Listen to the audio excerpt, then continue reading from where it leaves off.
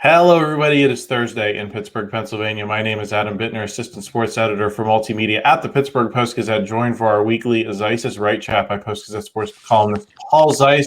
We're going to be talking Steelers schedule and Pirates ineptitude, two pretty straightforward topics.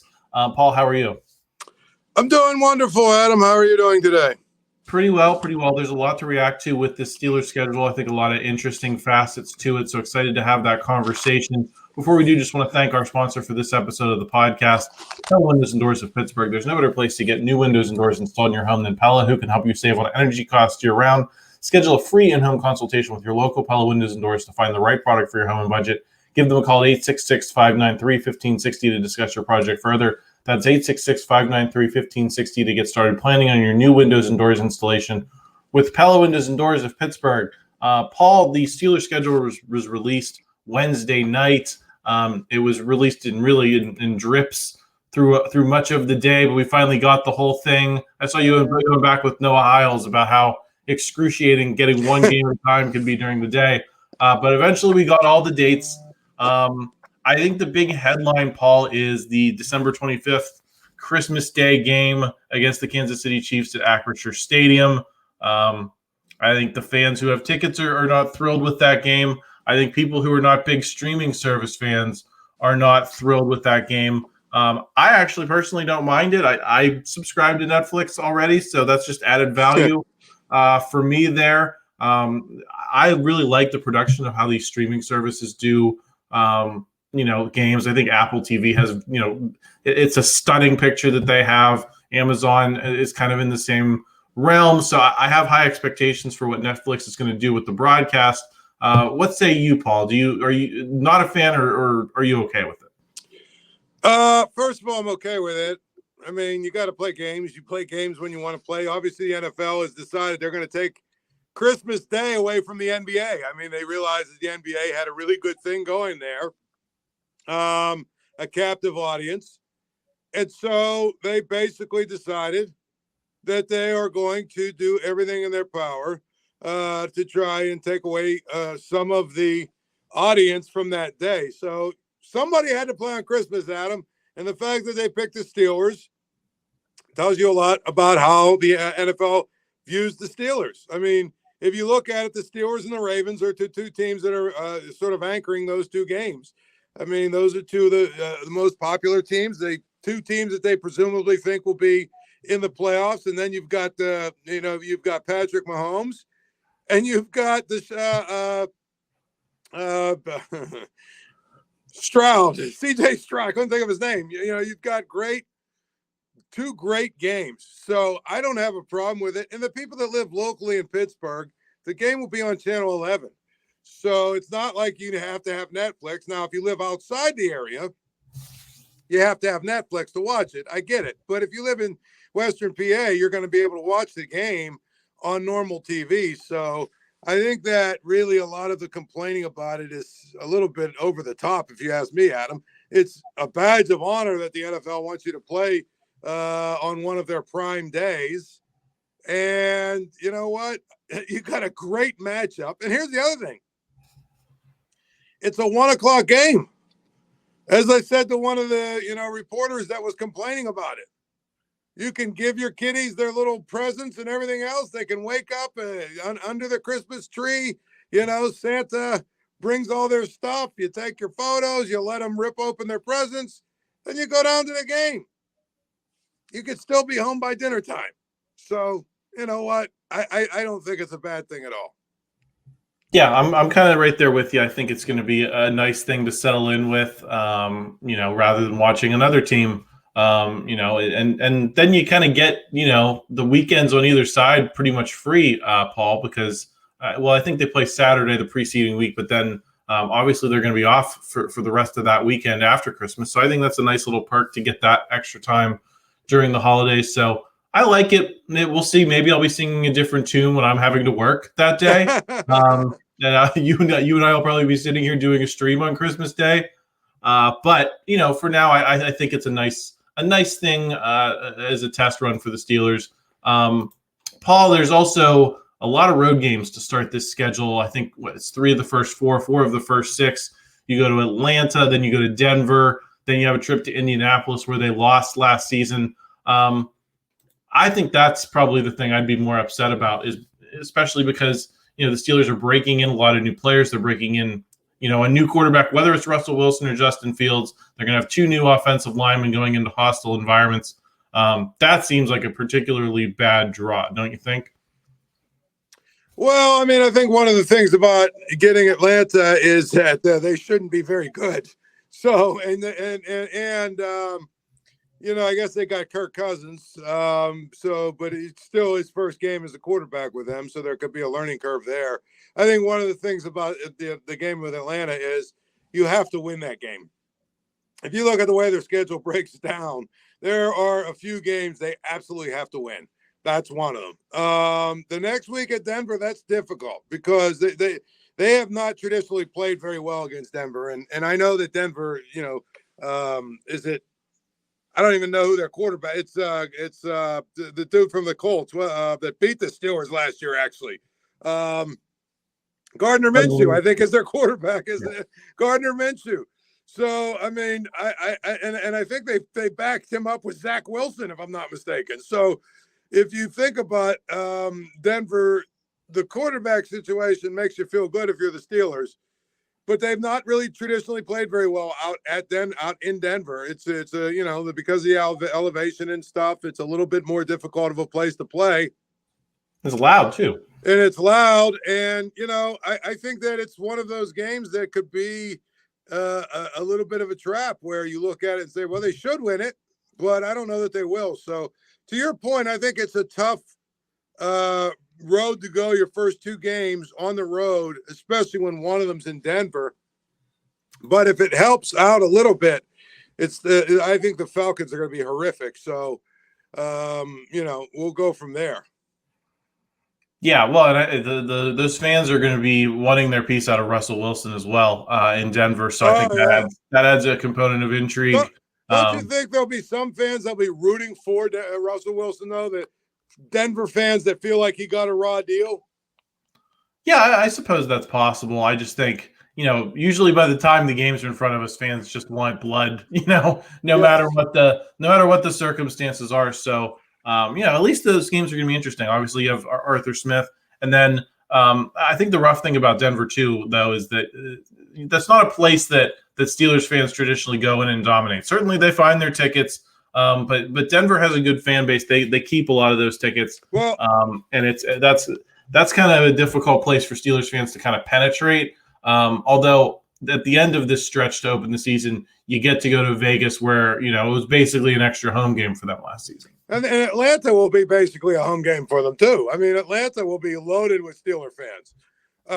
It always is. When the Steelers play down there, there's always a ton of Steeler fans that go to that game. And you're right, Vegas is another game that it'll be, lots and lots and lots of Steeler fans. So if you could ask for a better situation in a road game than playing a bad team like Atlanta on the road at a place where you're going to have probably the majority of the fans are going to be yours, I mean, that's about as good a situation as you can get to. Yeah, I mean, it certainly could be worse. So we'll have to see how that unfolds. Paul, I want to talk a little bit about that late stretch really the whole second half of the season is going to be difficult in some sense because you have all 6 division games after the Week 9 bye. And then sandwiched in between the division games, you got games against the Eagles, the Chiefs, and the Ravens, who are all, people hoping, teams hoping to compete for Super Bowl titles. I actually kind of look at it as it's kind of a good thing because I think it's going to tell us a lot about Mike Tomlin's Steelers. And if you and I talk about the bar all the time of can they beat playoff teams? Can they prove themselves at the time that matters against the best teams in the NFL? You're going to get a nice preview, Paul, or at least if they're in a position to make the playoffs, they're going to get some nice tests there where, they can afford to lose, but who knows? They could be in a position where they need to win those games and it'll be difficult. But I think if your bar is you want to see the Steelers, competing for winning playoff games, this is going to be a nice build up to that moment to tell you if they've made the progress they need to make. Well, they have that stretch. Yeah, they do have a stretch of a lot of really tough games for sure. that I think are going to be interesting. The game that nobody seems to be talking about is the Week 3 game against the Chargers. What do you think of that game? I don't know. I mean, I think it's interesting in that you've got the Harbaugh component. They're just you tweet about it all the time, Paul. That team just never seems to quite figure it out, and maybe they will with Harbaugh in the fold. I just think that they're going to revert to a lot of their tendencies early in the season, just because I think if they're going to be a good team, it's going to take a little time to build. Yeah, I think that's the game that's going to be. You talk about the tests. The litmus test, whatever you want to tell, building up, towards what we think that.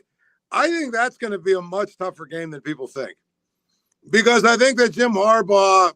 I think that the problem with the Chargers last year and the later year, they're the same team. You're right, for the last 30 or 40 years, but last 2 years especially, they were a horribly coached team.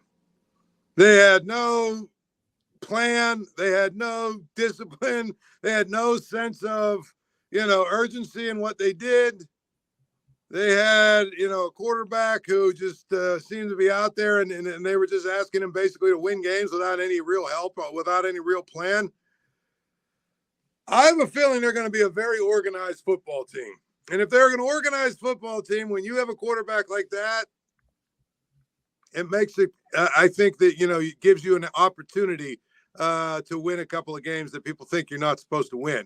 So I think that people are overlooking that game a little bit too much, looking ahead to some of the games down the road. And they're just kind of forgetting about the fact that the Chargers could actually be reasonably good if they clean up some of the nonsense that has held them back the last few years. And I would think that's one of the reasons they hired Jim Harbaugh.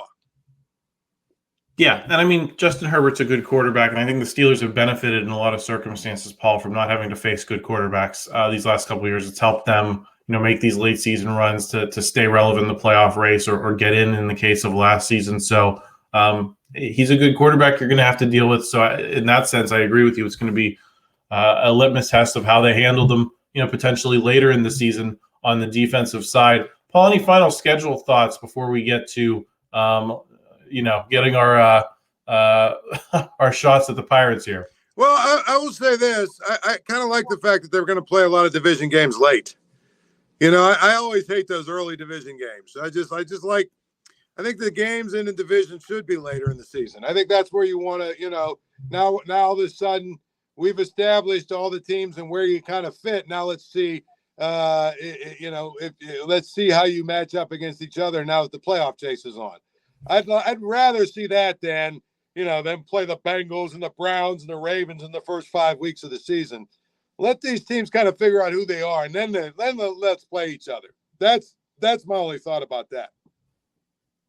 Yeah, especially because, we've seen the Steelers fall short in some of those early season division games and kind of not be ready for them. I think of that trip to Cleveland with Mitch Trubisky a couple of years ago.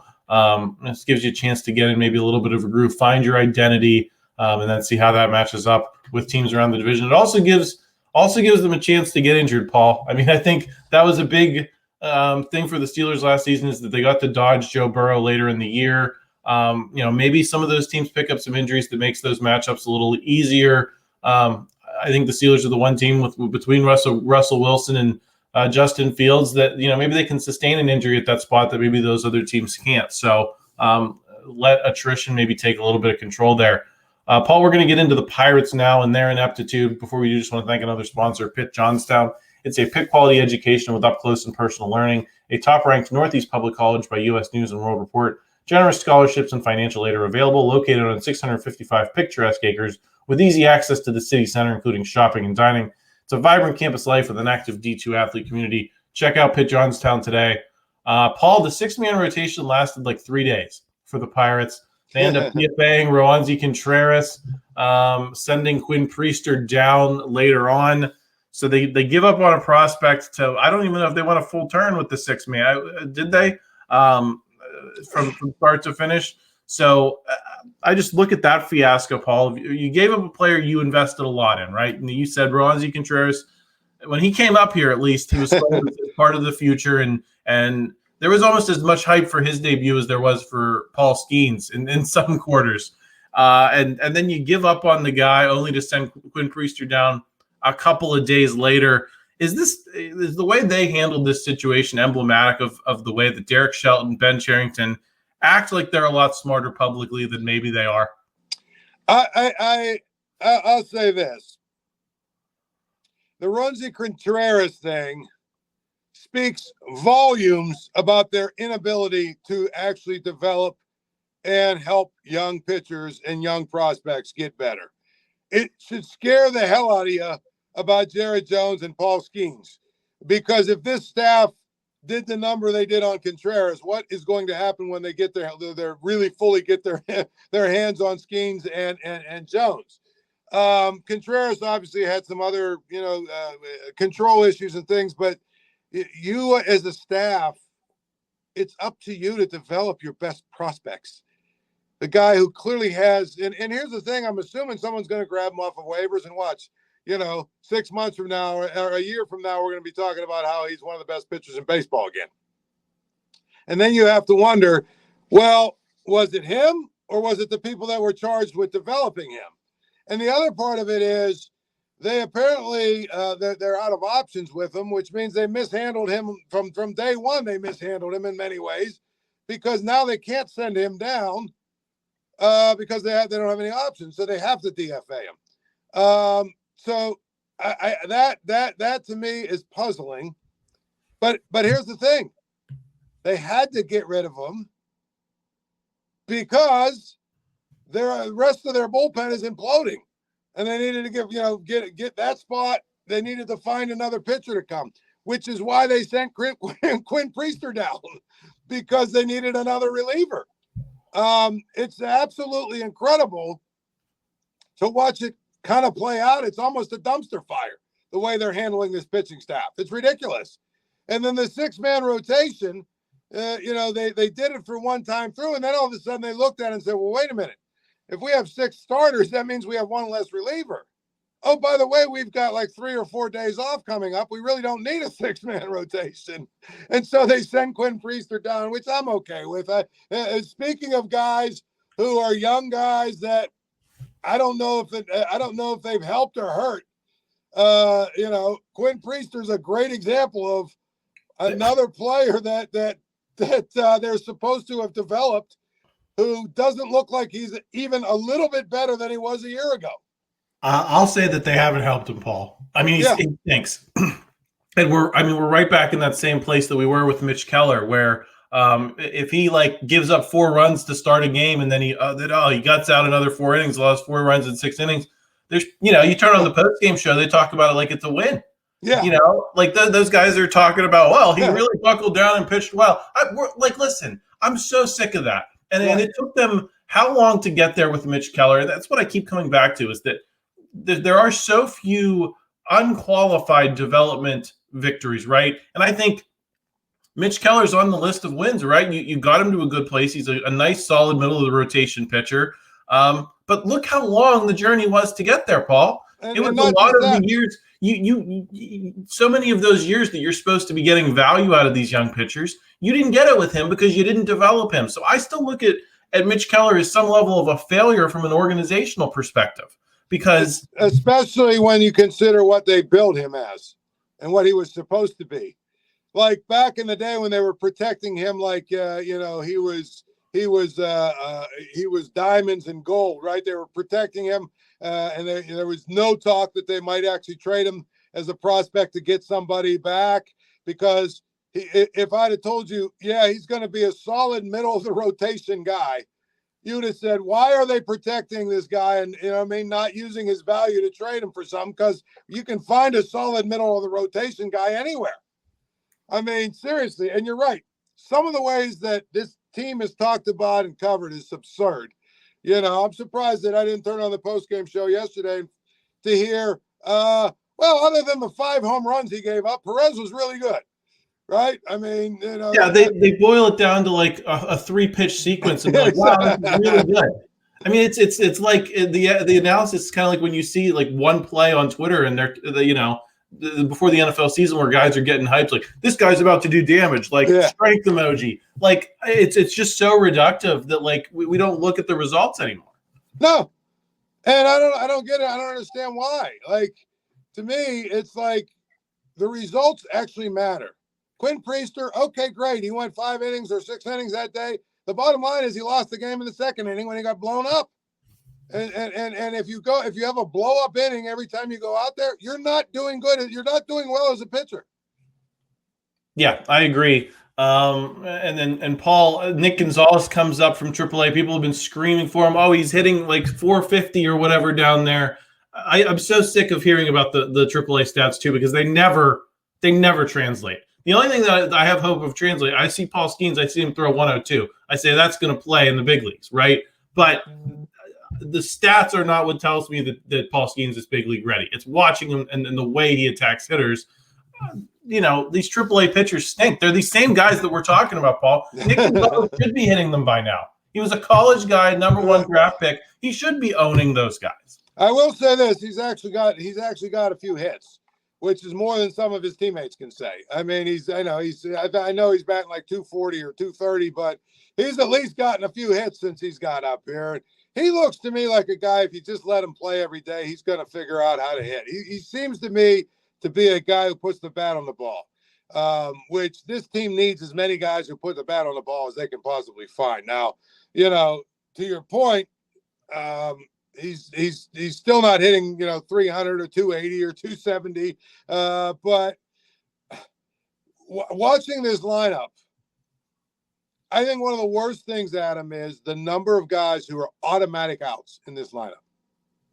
The number of guys, if you have a lineup that has Tellez, Triolo, Sawinski, Michael A. Taylor, all those guys playing, and Grandal too. I mean, who are you pitching to? If you're the pitchers, who are you even worried about pitching to in that lineup? Yeah, it's ridiculous. And again, you talk about like Grandal, he hits the 3-run homer. Sometimes it seems to be all the people remember. I'm just at a place, Paul, where I feel like we're seeing the consequences of this widespread belief that everything was going to work out with this tank job the way it did last time. There's one fan account that's constantly showing us how the team performed in 2011, 2012, and trying to draw a direct line between these two teams just because we're in year 4, year 5 of the rebuild. Sometimes this doesn't work, Paul, and I feel like we're much closer to like 2003, 4, 5 when things blew up with Dave Littlefield than we are to where things were with Neil Huntington at this time in his tenure. No, I would agree. I 100% agree with you, Adam. I'm starting to lose faith that this is going to work. And part of it is too, because I think at some point here this year, they need to make some trades. They need to go out, use some, like I wrote about the other day, and use some of their prospects to try and get actual major league players. And they're not going to do that. And if you're not going to do that, then I think we're wasting everyone's time. Well, the only thing that worries about me about that, Paul, is a Chris Archer style trade of desperation for Ben Cherington to keep his job. I'd rather see them fire him and bring someone else in to try again with some of these guys, because maybe they can unlock some of these guys the way they were hoping they could when they hired Ben Cherington. But Paul, I know you got to run. Got some radio to do. Any final thoughts? No, not really. I think we hit it on the head, Adam. This team doesn't develop anybody. This organization doesn't develop anybody. And as my mailbag, someone asked the question yesterday in my mailbag, at what point does the guy at the top start to feel a little bit of heat? And I'm not talking about Derek Shelton, and I'm not talking about Travis Williams. I'm talking about the guy who is most responsible for putting together this baseball team and this baseball organization. And that would be Ben Cherington. When does his seat start to heat up? Oh, especially, I'll just close on this, Paul, because you signed $100 million plus in extensions. You signed Keep Right. Bob Nutting has written the checks for the guys you wanted him to write the checks for to this point. And I'm not saying that makes Bob Nutting a great owner or forgiving anything that's happened to this point, but he's ponied up. And the one person who I think is performing the worst is Ben Cherington. So, but we got weeks to tackle that, Paul. I'll let you go. Everyone else, subscribe to the channel, like the video if you enjoyed it, help us out in the YouTube algorithm, and we will talk to you right here again next week. All right, we'll see you, man. Thank you for checking out this content from Post-Gazette Sports. If you watch this video on YouTube, please like the video and subscribe to our channel. For all of the sports coverage the Post-Gazette has to offer, visit post-gazette.com.